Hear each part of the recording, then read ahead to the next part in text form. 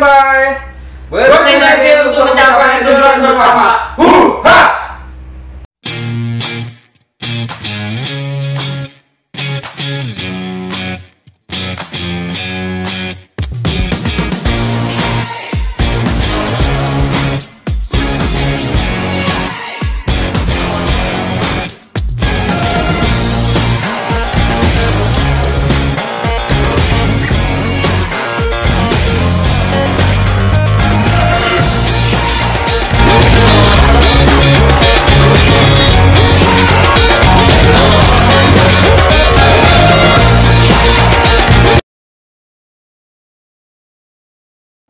Assalamualaikum warahmatullahi wabarakatuh. Kami dari tim KIBMB akan mempresentasi masuk ke profil perusahaan. PT Hasan Sinergi merupakan perusahaan jasa penambangan yang berdiri pada tahun 2011 dan beroperasi di Set AGM dan Set BRI Rantau.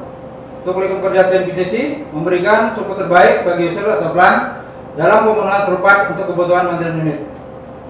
Untuk area improve itu ada di closing GL, inventory GL, dan warehouse GL. Untuk fokus improve di data KPI itu ada di nomor 4, service level by AGI. Untuk service level memberikan jaminan pelayanan terhadap pembebasan pelanggan. Untuk AGI mengidentifikasi peralatan berdasarkan TP unit. Ini adalah time frame rencana kegiatan dari bulan Februari sampai Juni 2020. Masuk ke langkah 1 untuk identifikasi masalah berdasarkan data KPI dari bulan Oktober dan November untuk plan APBT untuk tercapai dari bulan Desember itu tidak tercapai di 80.86. Berdasarkan diagram spesifikasi masalah dari periode 1 Oktober sampai 31 Desember 2019 ada 4 masalah yang menyebabkan service level by AGI tidak tercapai. Untuk diagram Pareto, masalah yang paling dominan adalah part not available. Berdasarkan diagram Pareto pada gambar 1.31, jangan tim mengambil tema service level by AGI dengan judul meningkatkan presentasi service level by AGI dengan menurunkan part not available. Berdasarkan business case itu berpengaruh pada proses maintenance unit yang menyebabkan downtime unit yang lama. Untuk project scope itu diharapkan di area processing, inventory, dan warehouse. Untuk problem itu berpengaruh pada teramparnya proses maintenance unit dan juga tidak tercapainya KPI dan service level by AGI. Ini adalah tanda tangan persetujuan dari manajemen. Kita masuk ke langkah 2 yaitu menentukan target. Di bulan Desember kita tidak tercapai di 80.86 dari plan availability yaitu 94%. Dan ini adalah smart spesifik meningkatkan presentasi service level by AGI dari bulan Januari sampai Maret 2020 sesuai dengan plan availability. Sedangkan measurable presentasi service level by AGI untuk menunjukkan proses maintenance.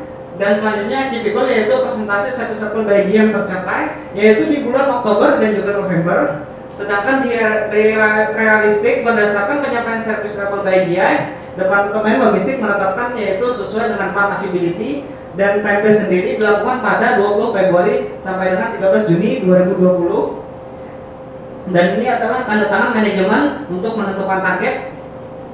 Masuk ke langkah 3 yaitu analisa kondisi yang ada. Di sini ada 3 poin yang paling tertinggi yaitu PO belum upload, 2 waiting penerimaan spare part, dan yang ketiga adalah part not available.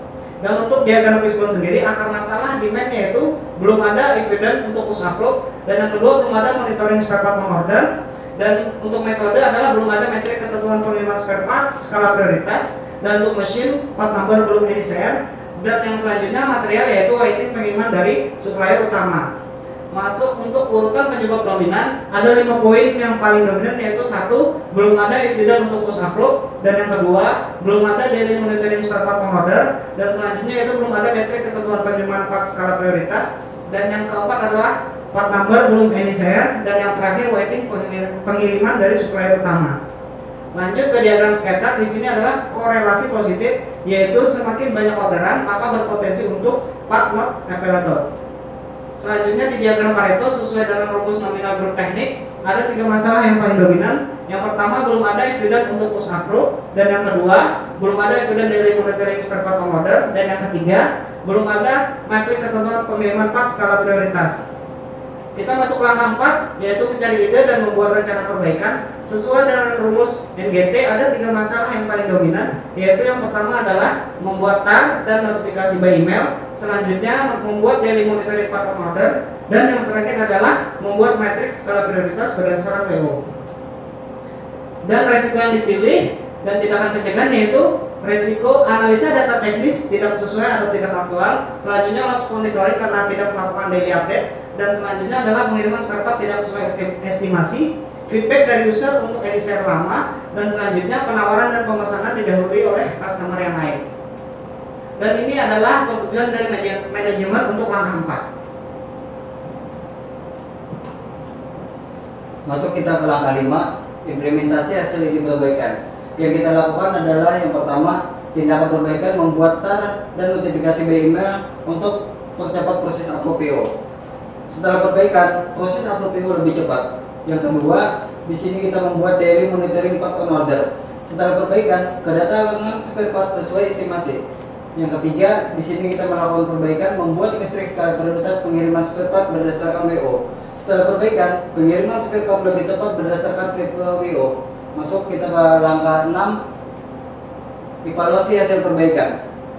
Evaluasi hasil perbaikan, keadaan sebelum perbaikan menunjukkan bahwa service level by AGI di bulan Desember tidak tercapai berdasarkan plan KPI plan availability. Di sini kita bisa lihat di angka 80,86 untuk aktualnya, sedangkan plan availability kita di angka 94%. Setelah kita melakukan perbaikan, menunjukkan bahwa service level by AGI di bulan Januari sampai dengan bulan Maret 2020 tercapai berdasarkan KPI plan availability. Di sini kita bisa lihat aktual availability kita di atas rata-rata 94%. Untuk analisis manfaat dan dari aspek CDSM, di sini bisa kita lihat quality dengan rendahnya presentasi item not available, maka service level tercapai guna menunjang proses maintenance. Untuk costnya sendiri mengurangi downtime unit. Untuk delivery, flow proses lebih efisien dari segi waktu, kualitas dan kuantitas part. Untuk safety-nya sendiri, flow proses dan circle spare part yang efisien dan mengurangi potensi part damage dan pencurian. Untuk moralnya, dengan rendahnya item not available berdampak pada meningkatnya tingkat kepercayaan customer terhadap service level tersebut. Masuk ke langkah ke-7, yaitu standarisasi. Yang pertama adalah standarisasi frontal, dan yang kedua adalah standarisasi daily monitoring spare part on order, dan yang ketiga adalah standarisasi matriks skala prioritas pengiriman by WO. Selanjutnya adalah technical analysis report dan INK yang instruksi kerja. Dan berikut adalah form yang sudah distandarisasi. Selanjutnya adalah daily monitoring spare part on order dan INK atau instruksi kerja. Dan berikut adalah form yang sudah distandarisasi.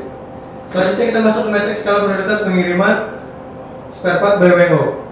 Di sini di sistem sudah dibagi menjadi beberapa bagian dan mulai dari 3001 sampai dengan 3008 dan dibagi menjadi angka dan warna. Yang pertama adalah angka 1 merah penting dan mendesak, yang kedua berwarna kuning penting atau tidak mendesak, dan yang ketiga warna hijau tidak penting atau mendesak, dan yang keempat warna biru tidak penting atau tidak mendesak. Dan berikut adalah persetujuan dari pihak manajemen. Selanjutnya masuk ke langkah 8, yaitu time frame next untuk improvement. Selanjutnya adalah identifikasi masalah. Stock taking periode 1 Januari sampai dengan 31 Maret 2020 menunjukkan bahwa potensi loss cost yang diakibatkan oleh kesalahan flow proses warehouse sangat tinggi. Selanjutnya adalah stratifikasi masalah. Diagram stratifikasi masalah periode 1 Januari sampai dengan 31 Maret 2020 dapat dikelompokkan bahwa ada 3 masalah yang berpotensi menyebabkan loss cost. Selanjutnya menentukan prioritas masalah. Pada diagram Pareto di atas dapat disimpulkan bahwa masalah yang paling dominan adalah belum GI. Dan akhirnya tim mengangkat tema warehouse management dengan judul penggunaan sistem barcode untuk meningkatkan efisiensi, produktivitas, dan akurasi flow proses warehouse. Selanjutnya menentukan tema dan judul dibagi menjadi 2, yaitu SWOT dan matrix SWOT. Dalam SWOT terdapat 4 poin, yaitu strength, weakness, opportunity, dan threat. Dan dalam matrix SWOT terdapat 2 indikasi, yaitu internal dan eksternal. Dan berikut adalah persetujuan dari pihak manajemen. Sekian presentasi dari kami. Assalamualaikum warahmatullahi wabarakatuh.